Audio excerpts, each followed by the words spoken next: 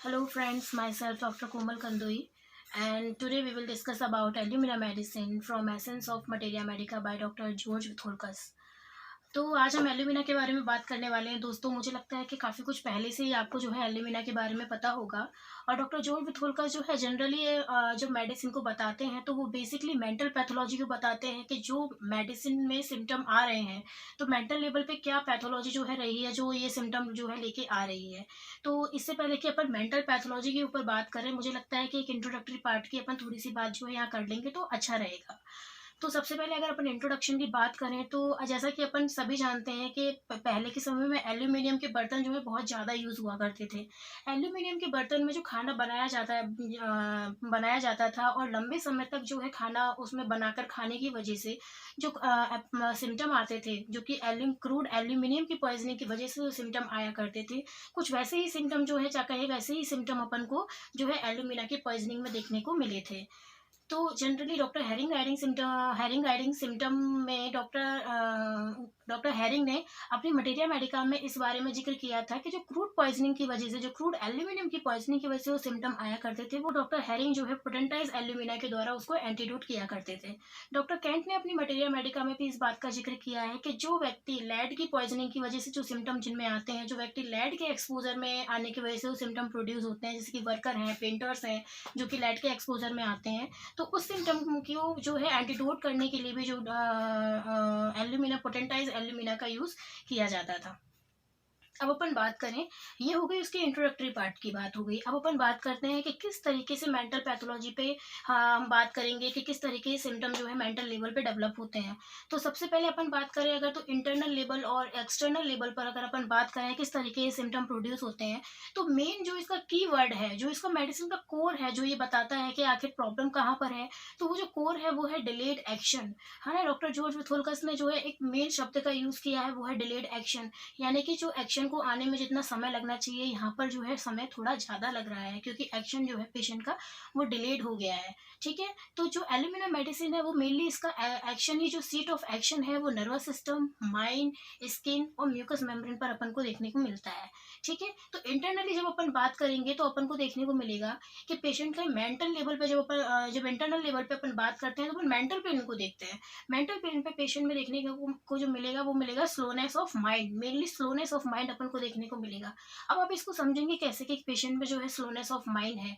तो जब पेशेंट आपके क्लिनिक में आता है और आप उससे कोई भी क्वेश्चन पुट करते हैं या उससे आप पूछने की कोशिश करते हैं कि आखिर वो किस परेशानी से जो है, किस वजह से वो यहाँ आया है या मेन परेशानी उसकी क्या है, तो पेशेंट को पहले इस चीज़ को समझने में जो है टाइम लगेगा कि आप पूछना क्या क्या चाह रहे हैं। तो यहाँ पर दोस्तों क्या हुआ है कि एक्चुअली में पेशेंट का जो कंप्रीहेंशन है वो डिलेड हो गया है। यहाँ पेशेंट को समय लग रहा है समझने में कि आखिर आप पूछ क्या रहे हैं। देन उसका आंसर देने के लिए भी पेशेंट को जो है काफ़ी समय लगेगा, क्योंकि एल्यूमिना के पेशेंट को अपनी फीलिंग्स को, अपने एक्सप्रेशन को एक्सप्रेस करने के लिए राइट वर्ड जो है ढूँढने के लिए काफ़ी जो है स्ट्रगल करना पड़ता है। उसे नहीं समझ में आता कि वो कौन से उस राइट वर्ड का यूज़ करे जिससे कि वो अपनी फीलिंग्स को, अपनी परेशानी को समझा पाए।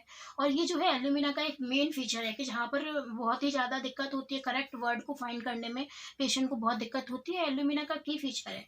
तो आप समझ रहे होंगे कि क्यों जो है पेशेंट में इतना डिलेड हो रहा है, क्यों पेशेंट जो है राइट वर्ड को नहीं ढूँढ पा रहा है, क्योंकि उसका एक्शन जो है, मेंटल प्लेन जो है वो दोस्तों क्या हो गया, एक्चुअली में स्लो हो गया है। अब यही चीज़ यहाँ पर पेशेंट ना क्वेश्चन को अच्छे से समझ पाने में जो है एबल है, ना ही आंसर को अपने एक्सप्रेस कर पाने में जो है उसको दिक्कत हो रही है, करेक्ट वर्ड ढूँढ पाने में जो उसको दिक्कत हो रही है, यही चीज़ पेशेंट के अंदर आपको कन्फ्यूज़न के रूप में देखने को मिलेंगी।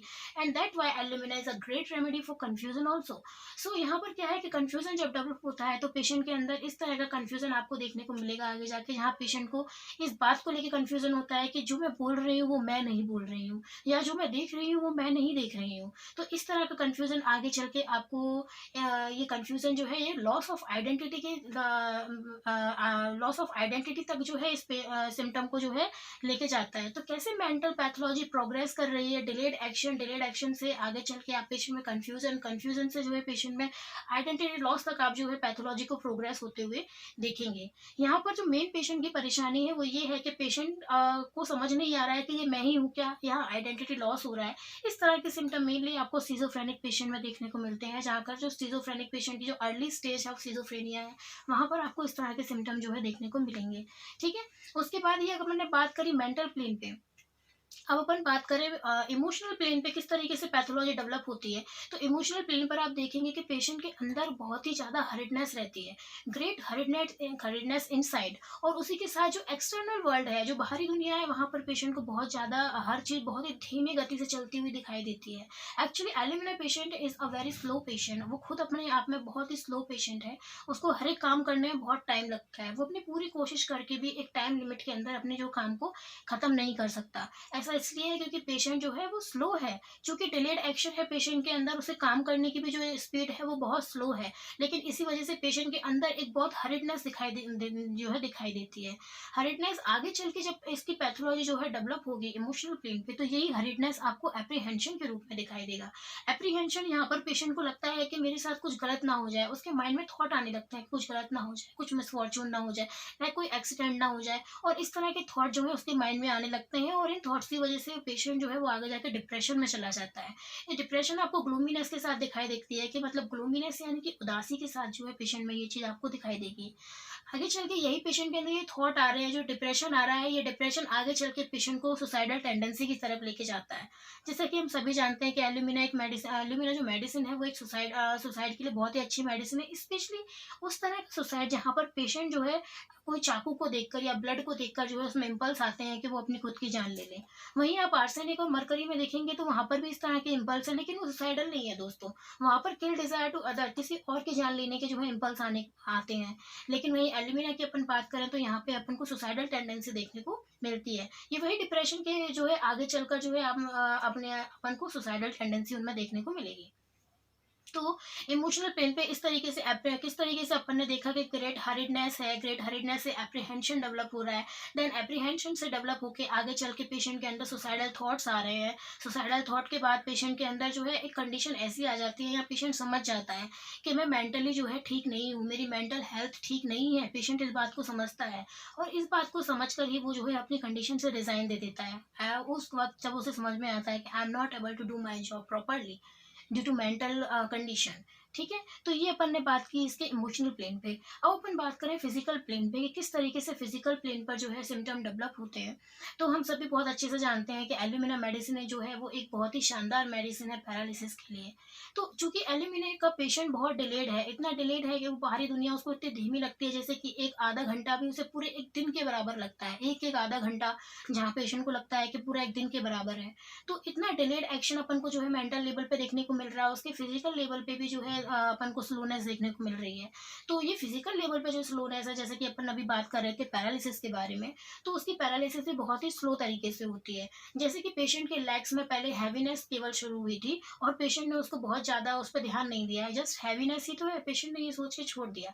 आगे चल के ये हैवीनेस जो है नमनेस उसमें प्रोड्यूस होने लगी। देन मसल वीकनेस शुरू हुई, और देन धीरे धीरे करके वो जो है लोकोमोटर अटेक्सिया में जाके कन्वर्ट हो गया, और पैरालिसिस का केस जो है आपके सामने आएगा।